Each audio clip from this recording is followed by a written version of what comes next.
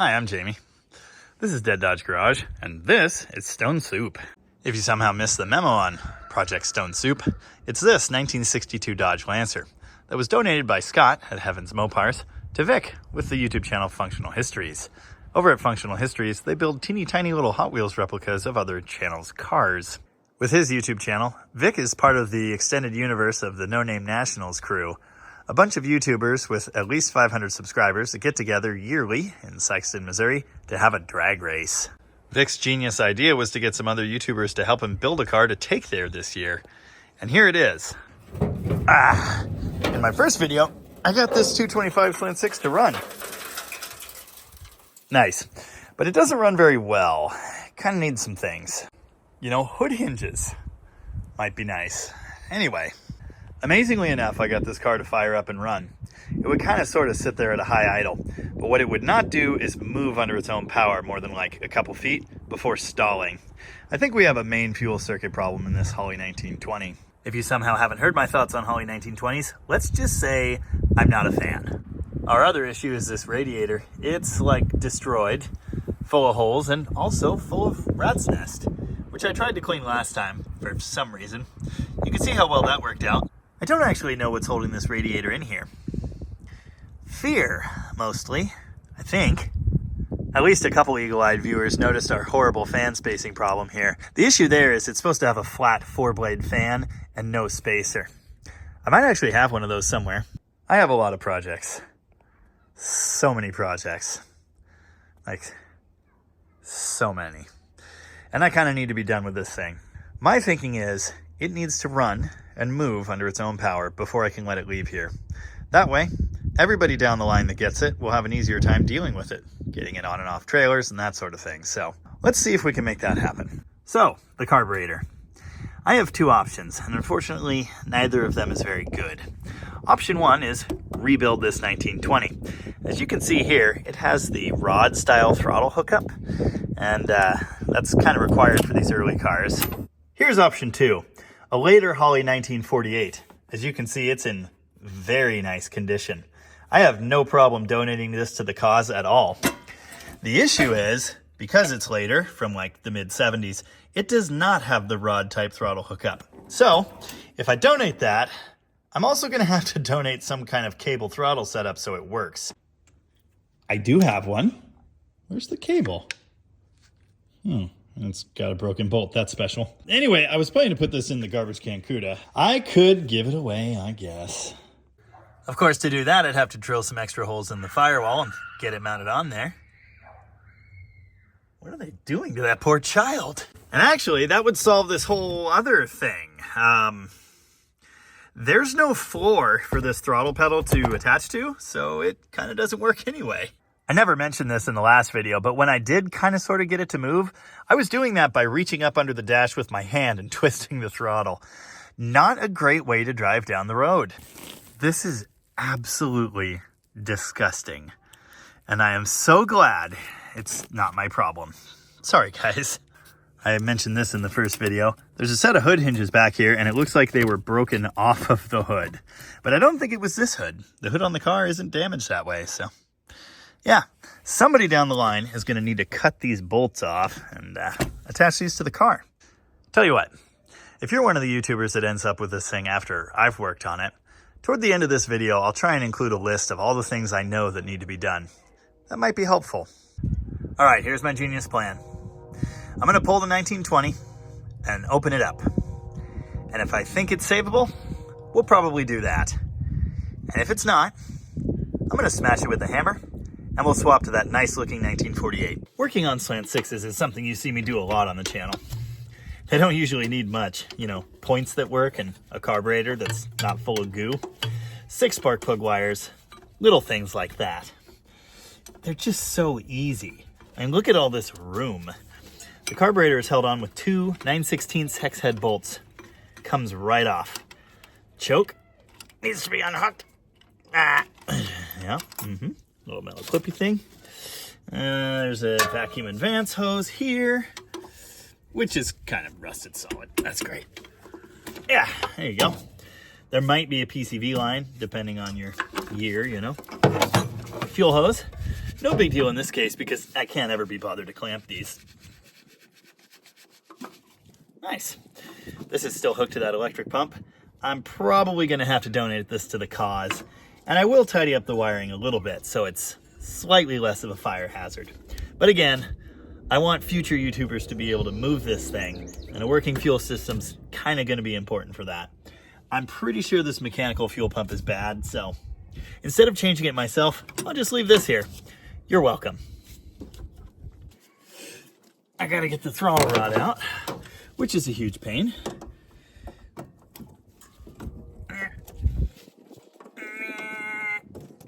Yeah, should have grabbed a screwdriver. There you go. Nice.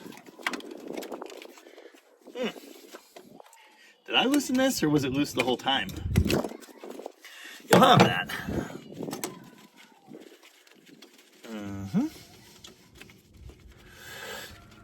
Yep. This car still has a broken torsion bar and no bump stop on the left. And now the tire's flat, so I'm having to crouch quite a bit to do this. It's not very comfortable. Even so, the carburetor is liberated. 2 minutes. Nice. Oh yeah. That doesn't smell very good, even though I just put it in there. This is kind of a rusty pile. Oh, that's gonna break. Yeah. I just remembered I unseized the throttle blade and the choke in this thing. It's definitely seen some times. Okay, well, I guess I'm gonna spray these screws and probably hit them with some heat and do a bunch of extra work just to get it apart and find out it's total garbage. I've been using this PB blaster lately, or P-blaster, or whatever. I swear I drained this. You watched me drain it. Ugh. I've mostly been using this stuff because it was free, and I like that. Someone in the comments said it's total horrible garbage and worthless. Okay, but it's worked for me so many times. Yep. Not good. Pretty sure that's gonna be broken in just a second here. Dude, how could this smell that bad? That was fresh gas I put in there. It's probably just been soaking into the sediment in the bowl. It is coming out, but at what cost? How do you like this bird's eye repair view? P-blaster, telling ya. All right. Now we gotta get the fuel bowl off. Now remember, your snap-on screwdriver is not a pry bar, chisel, or punch. Doesn't say hammer though. 60% of the time, this trick works every time. Hang on. More hammering. Well, I might regret that. Here, we'll grab one of my Matco hammers.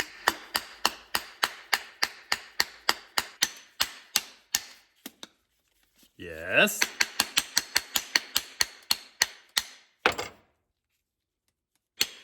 I could definitely pry this off, but if I do that, there's a 100% chance the gasket will be ruined. Easy does it. The last thing I want to do ever is spend money on a Holley 1920. Man, come on. Pick a surface. Bored yet? I am. Yes. Yes. Oh, sweet victory. Might have left a tiny chunk behind. That's fine. There's some chunks in there. Ooh. And some mud. Okay, getting the carb cleaner. Now the reason I hate these things so much is because the idle circuits always get gummed up internally, and that is a real pain in the butt to fix. This one actually seemed to idle kind of okay, but I think we were lacking main fuel. The main jet is right here. It might be half clogged. Well, yeah, maybe only half. On Tom's 65 Valiant convertible, I found that main jet and everything else to be clogged solid. That was fun. This one's way better, so I actually have hope that this process might work. Oh, it's not clogged. Got to make sure we blow through the air bleeds. No problem. No problem. Well, okay. I'm gonna finish knocking the chunks out. I'm gonna put it back together and we'll see what we get. Okay, I gotta tell you, I've always been a gum out guy. Always. You know, the big can. Awesome, right? Well, I just became a strong believer in the Berryman's B12 because that stuff, and look what it did, just a quick little spritz and it looks like that now. Incredible. That stuff will put hair on your tongue and then it'll take it back off. Nice. I even got the accelerator pump discharge hole cleared out and it works.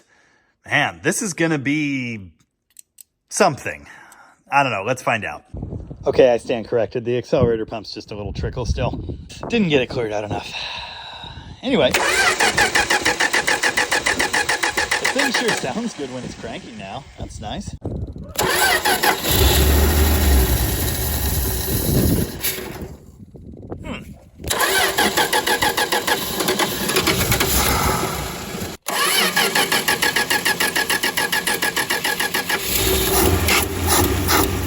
Don't do that.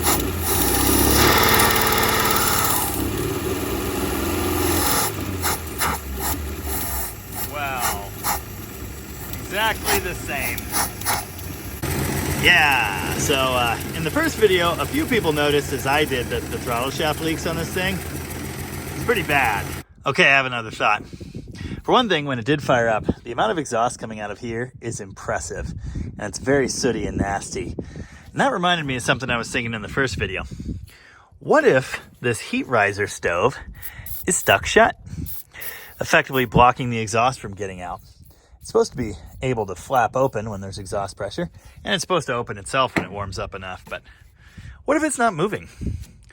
That might have something to do with this. So let's hit it with a hammer. Okay, well, I got it to move sideways. I didn't want to rotate. Let's keep working it back and forth. Holy crap, I think that was it. Oh, still no accelerator pump, but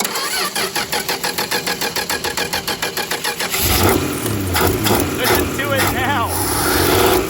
It really needs accelerator pump fuel, but I think that solved it. Battery got too low to do anything.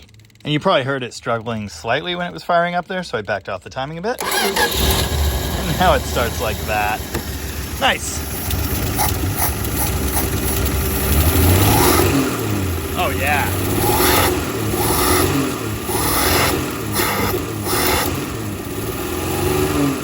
Well, anyway, it's better. Oh, that's getting worse.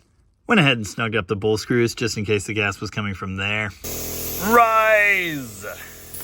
Oh, come on. Need more hands. Clearly, at this point, it's a perfect runner. But how about a proof of concept? Will it move? Probably take all my expensive tools off of it before I attempt that.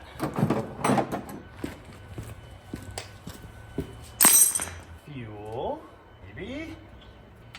Oh, stop. Auxiliary battery. Go for glory.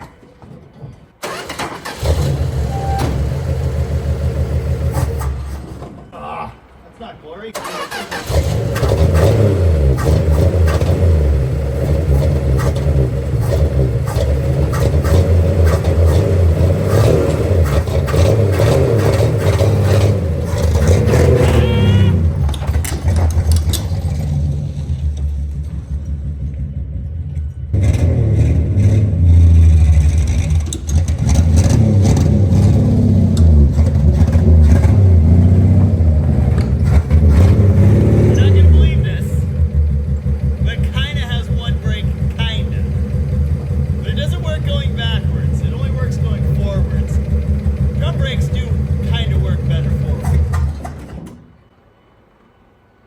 It doesn't run the best, but it does run. And this counts as driving.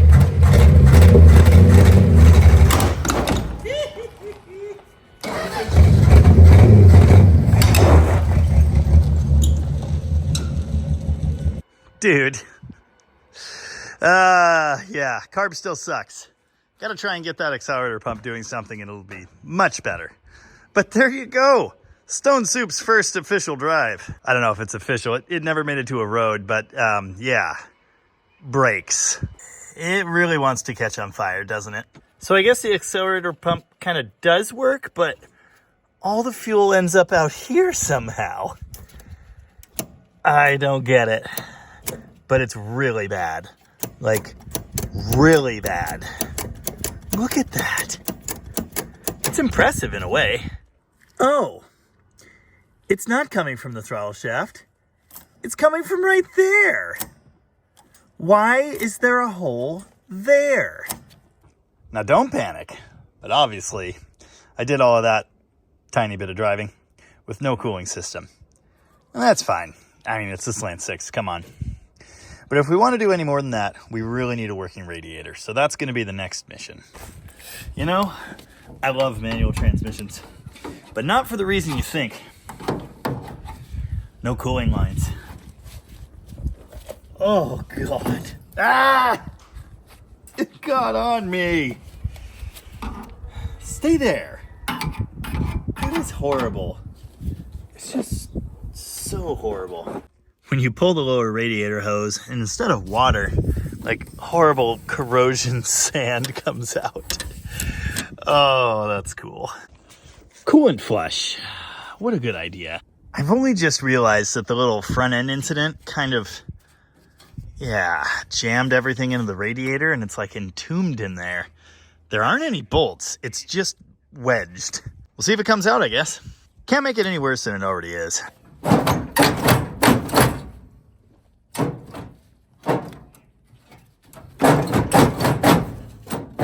Oh, you know, this is kind of dumb.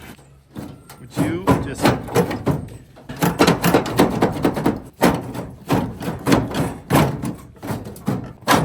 Yes. Yes. Maybe.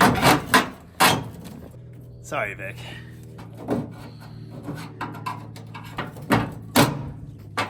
Would you?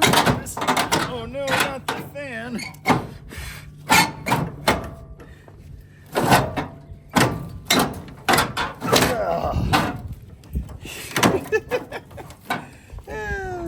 This random bolt on this homemade brace is wedged in a hole on it now.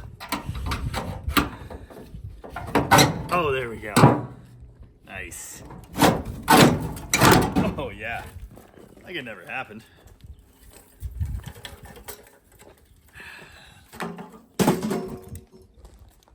It's just not good at all. Might need those brackets. Really hope I don't, though. We'll just store this over there, out of the way. Okay, I could be wrong. Might need a water pump. And remember, oh, well, maybe this alternator will work. It was seized when I tried it the first time. I'm out of time for today, so we'll pick this up at some unknown point in the future. It's so good. Pretty much daily driver ready. Don't hit the 440. Unfriggin' believable. I really need someone to explain to me why I can't stop humming the Backstreet Boys 1999 hit, Larger Than Life. It makes no sense. Ow. Junk. Well, that's unfortunate. Pretty sure that's from an A100 van. And it's too tall, like way too tall. Which is a bummer because the brackets are on there the wrong way, kind of like this car needed. One of the bolts even lined up. That's really unfortunate because although I have some other radiators here, none of them are even close. So we're probably boned on a radiator. But I did figure out torsion bars. I don't know why I didn't think of this before. I just pulled these factory Slant 6 bars out of Dylan's Dart Sport. We're putting awesome bars in this one. Somewhere in the pile of parts, I've also got the 4-blade fan that came off of this car, which is great. We really need that. The Slant 6 fan is kind of a special piece. Your regular performance fan does not fit close enough to the engine to work for this early A-body setup, so the one off of this car will be great. This thing is truly the gift that keeps on giving for Stone Soup. Unfortunately, all that and more will have to be another day thing because once again, I'm out of time. Well, it was nice out. Then it rained. Now it's turning nice again. Oh yeah, the people have spoken. Well, it's the next day, which is actually Saturday. I normally don't roll on Saturdays, but, well, for one thing, I really need to make one final push and get this car out of here. Also for my own selfish purposes, you know, video or whatever. The good news is, I'm off the clock. I gotta move this thing. It's right in the way. Wasn't supposed to get wet. If you watch all my videos, you would have seen the tuning video on this thing that came out Friday. Did he unplug the battery? Overachiever.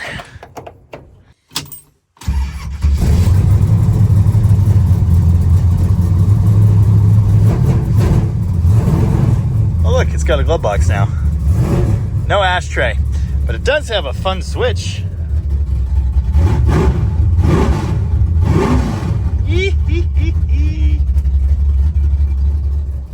I like this thing.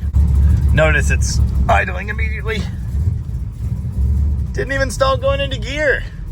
Nice. Staying tire didn't even hold air overnight. Lovely. All right, this is gonna be super fun, but I'm gonna try and get the Lancer on the lift. That way we can get it off the ground, change the broken torsion bar, and we can kind of check out the suspension and other underside components while we're at it. Hey, don't hit your head on that. That hurts. Anyway, I found the fan. It's, oh, come on. You know, it's the first thing that comes off the engine, so it's at the bottom of the pile. Huh. This car had a spacer too. I don't remember that, but it appears to be a factory piece. Maybe I'm cuckoo bananas, but I'm really coming around to these body lines. Especially that. I think that's cool. Although it does kind of remind me of a 50s Ford. Yeah, there you go. That's the factory fan spacing. So you can see what kind of room we've got to work with for a radiator. Not much. A used alternator belt and all the missing hardware appeared by magic too. Guess where I got all that? I decided to solidly affix the temporary fuel system while I'm here. Yeah, this will be nice. Now no one can call me a total hack, just mostly a hack. Future Stone Supers, please give me your complete, direct, and undivided attention. This fuel system, look at me when I'm talking to you. This fuel system is temporary. This had better be replaced. Fuel pump zip tied to the intake manifold. That better not make it to no name, I'm just saying. Here's the trick I always use for tying these electric fuel pumps into the electrical system, so it just works off the key. The power just goes to this side of the balanced resistor. It's got to be the run side with the two blue wires there. That's your full key power. This side is what feeds the coil. It's got the brown wire there. That's your crank power. It's got to go over here. Oh, or if you've got the early style voltage regulator like this, you can just remove all doubt and run the wire here instead. I'm really going too hard here. Hey, somebody better fix that too. That's just terrible. If that worked as intended, we'll now hear the fuel pump when we turn the key on. Oh yeah, it's all coming together. But will it cold start? Oh, come on. Come on. What did I do? Did I break it? Come on. It doesn't crank anymore. It's definitely that wire. Well, that still works. Come on, dude. I like the dust coming out of that alternator. Oh, the crick done run dry. I got the fuel hose closer to the exhaust. Great. Come on. Yes.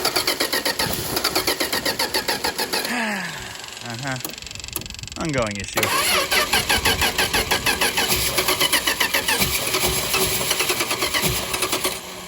Oh, plenty of fuel.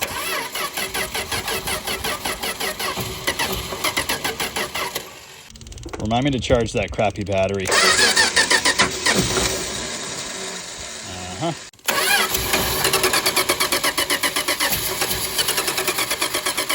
Did you just run? Come on. Why?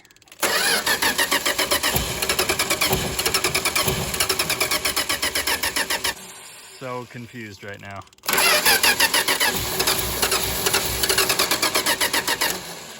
Yes, spew all the gas.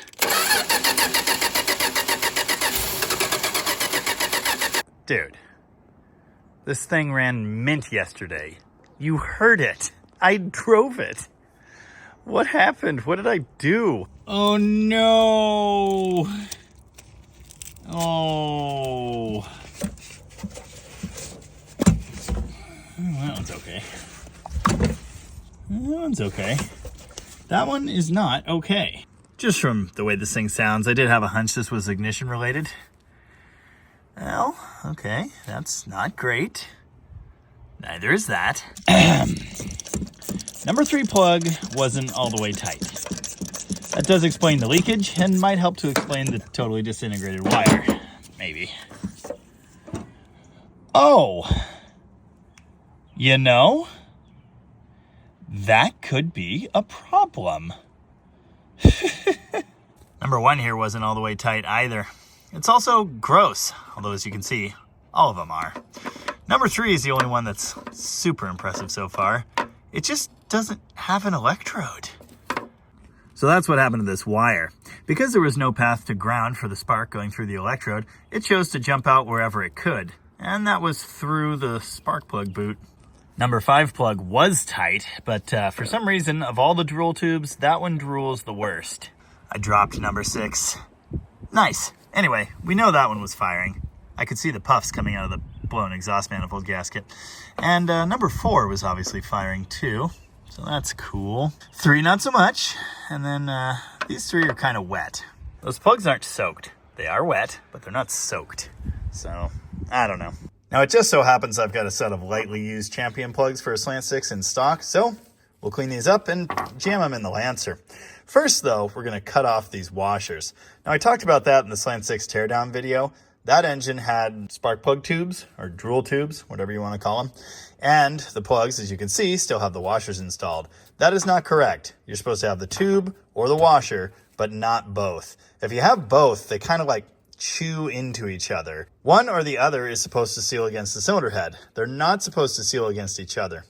The other thing that'll do is push the spark plug out slightly from where it's supposed to be. Back in the bad old days, you could get your plugs with or without washers. These days, they all have the washers. So for this application, we need to cut them off. Now I've demonstrated this technique before, but basically you take your flathead, pry the washer up, and then you just give it a snip. Nice. Then you just kind of wing it off of there. Easy. Oh, well, easy-ish. Oh, I finally met the new Snap-on guy the other day and gave him some of my hard-earned bucks. It's paying off already. The selling point for these is they'll grab like anything. Way better than normal needle nose, I'll tell you that right now. That thing cleans spark plugs like fire. Fire. Ah, they're hot. Definitely don't need these anymore. That is gross. That's a lot of oil. I'm gonna throw these plugs in and then we'll give starting another try. I'll make sure not to flood the ever-living crap out of it. I do think this coil wire is gonna be an issue. Heck, we might end up changing that entire coil. And if that doesn't solve it, then we'll do what I should have done in the first video and replace the points and condenser. Of course, the only store that sells decent ones is closed for the rest of the weekend, I think. So we'll have to get the cheap garbage. I guess I could just convert it to electronic ignition. You know, I'm feeling generous, but not that generous. We'll get these plugs back in, and then we'll pop the spark plug wires back on. The firing order on the Slant 6 is, of course, say it with me. Yeah. 153624. Just like every other 6-cylinder in the world. Well, inline 6. Well, American inline 6. Well, you know what I meant. Anyway. Ugh. Now it's shiny. That's nice. I should spill oil on the rest of it. I have to say, this is really easy to do plugs on. I swear this isn't an ad for Snap-on, but I wanted to show you this. It's my tiny flex head Snap-on 3/8 ratchet handle. I always use this to tighten spark plugs. That way, I can't reef them tight like if I was using a standard handle. It always works. Ow. Yeah, that's good. Yeah, that one was not all the way down for a really long time. I'm like cleaning the thread as this goes. There we go. 1, 5, 3. Yeah, the burned one. Nice. 6, 2, and 4. Yep. Well, I kind of sort of cleaned this coil wire, so we're gonna try it again. I don't even remember where I found this thing. Pretty sure the car didn't have one, which is why the coil looks so horrible. Yeah, replacing that. What a good idea. You can't have my Demon battery. Of course, neither can the Demon. It's been out of that thing for like a year and a half. Anyway, one of two things is going to happen. It's either going to be exactly the same, or it's going to fire up and purr like a little baby kitty. Let's find out. Okay, well.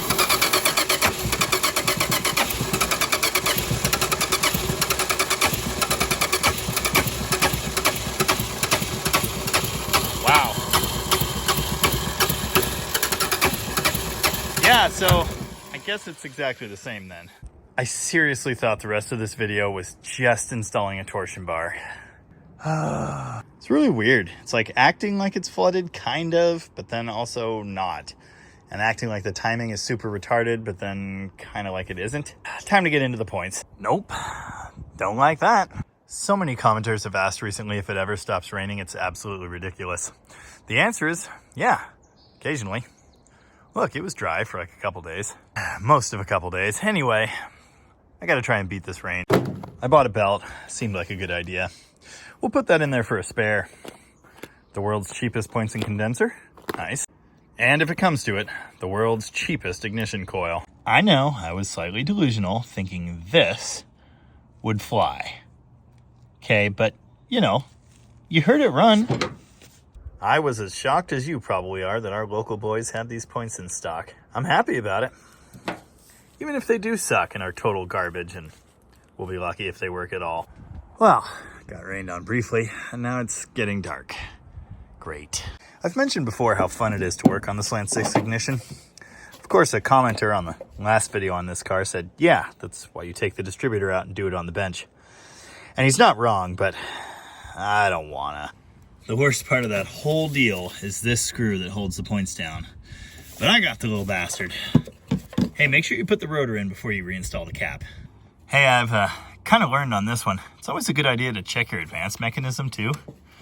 This one only half returns. We might be down a spring in there, but we're just gonna have to roll with it for now. Please just run again. Ah! I don't know if that was good or not. Yay! Oh yeah, the fan works now.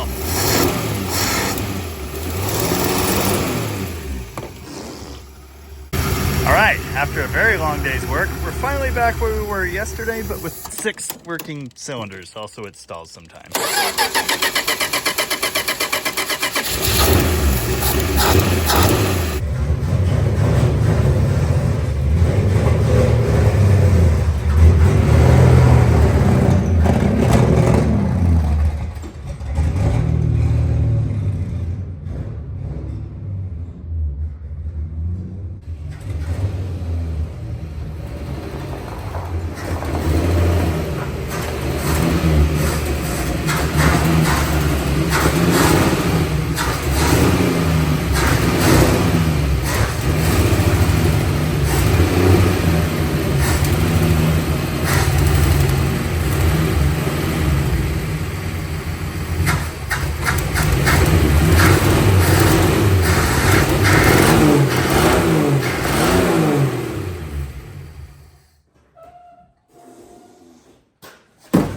Now I know what it sounds like. It sounds like garbage. And it's covered in gas. It's trying to be on fire still. Kind of got to figure that out. But when it's revving up, that's 6 happy cylinders. So if we can get like this situation solved, this is a good engine. And I could be wrong, but I think it's actually charging. Figure that one out. Okay, here's the deal. It's 9 p.m. on a Saturday. I'm not even supposed to be here today. I would like nothing more than to keep going on this thing, install a torsion bar, make it sit less horrible, glance at the brakes, maybe, sorta, you know, and then try and drive this thing up and down the street. That would be pretty fun. But, and I think I mentioned this, it's 9 p.m. on Saturday, and, well, 2 things. First, I'd like to be done. You know, it's like TV time or whatever. And second, this is my video for tomorrow. Ah, screw it. Who needs to sleep? Rise! There's some bad noises happening over there. And the engine's still steaming. No, not sketchy at all. Now there's a view. Well, here's your floor pan, Vic. Yeah. Okay, here's our big bad. The torsion bar is in 2 pieces. Yeah, the good news is because it's in 2 pieces, it might be easier to take out. There won't be any pressure on it now, but I do need the torsion bar adjuster to come loose so I can install the new bar. It did not protest at all. The little arm key thing did though. It won't budge. Great. Ah yes, there should be a rubber bump stop here and there's not, and that's why the car was sitting as low as it was. Why? Why did I wear my nice pants? Don't mind me just spraying the entire underside of this car with PB real quick. I may actually have to loosen this pin to get that arm to twist down. That'll be fun. So, whoever gets to do the floors. When I say it needs floors, this is what I mean. There's just like, not much here, really. That's all insulation and rubber mats falling through. It's mostly just that front section, but not entirely. It's not even like, there's still metal there, but it's not attached anymore. This is the old school ball and trunnion drive shaft. Chrysler stopped using these after like 64 or so. The boot's ripped, obviously, which means the magical grease is probably well contaminated with grime and water and horror. But it's not all loose and floppy, so that's the good news. An exhaust system. Yeah, let's put that on the list. I've never even been in the trunk, but it's actually not rusted out. That's amazing. I already called this one. This fuel tank is not gonna do it. I think it's been like bashed and repaired before. I don't know. We could try to clean that out and reuse it, but I will bet you there are holes somewhere. And if there aren't, whatever's in there is really, really bad. It's so weird it has quarter panels. Here's your super big, horrible rust spot. Oh, I shouldn't have done that. Oh. This will be a fun job for somebody. And by somebody, I mean anyone but me. Yeah, you're not supposed to pick at the scab. I apologize. There, we'll just put it back in. Oh, yeah, okay, this one does have rust. See, that seems more normal. I know this will come as a shock, but I really like this thing. Oh, this is funny. We've got a next generation Dart in here right now, and it's even white and red, just like this thing. You can see the family resemblance. Like that line, that's pretty much taken from the Lancer, but moved down and simplified. There are a lot of similarities. I just think that's cool. Torsion bar clip, nice. The obligatory spray, like a lot of it. Maybe not that much. It does wiggle. Hopefully it'll wiggle out. I guess I'm still gonna have to get the tool. Now this will come as a shock, but the suspension bushings are all worn out. Oh, and I can see into the lower ball joint boot on the right. It's still steaming. All right, listen. I gave it the old college try, but this is not happening tonight. I am gonna go ahead and just call it for now. We'll roll the rest of this nightmare into a third video, and then, and only then, will we send Stone Soup down the road. Now I'm making no promises here, but I am gonna try and find a radiator that fits. While I'm thinking about it though, we will work on that project list a little bit. Here's one, all of this. I know headlights are already on the list, but the grille needs to be straightened, the bumper needs to be remounted, all of that is just like smashed and horrible. You saw how tight a fit the radiator is. I might have to beat some of that with a hammer when I reinstall one, but we'll see.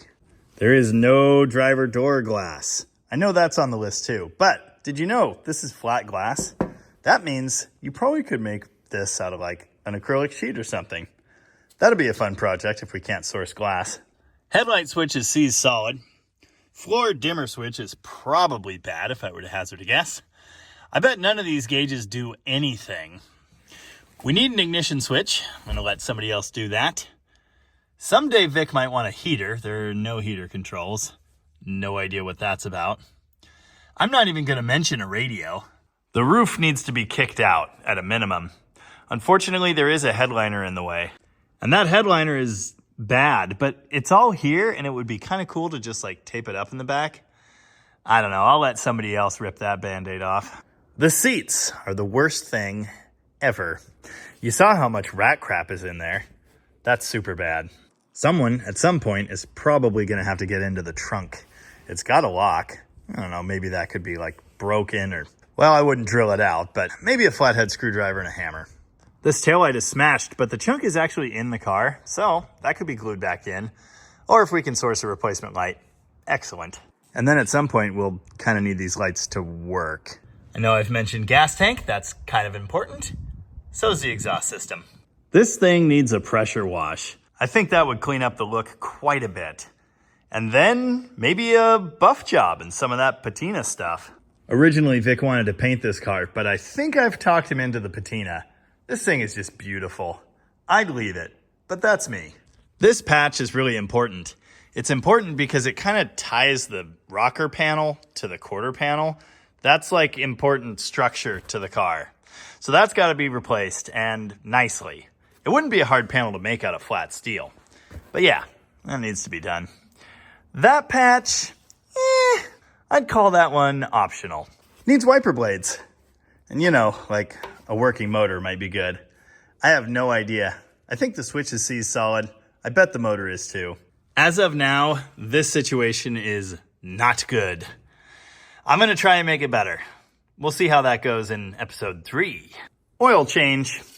What a good idea. Make sure we use some high zinc oil. We still only have first and reverse. Second and third arm is seized solid on the column. I might work on that before it goes, but maybe not. Now the clutch to this point is kind of unknown. It does work. The big thing is the pedal doesn't return all the way, so you kind of have to pull it up with your toe.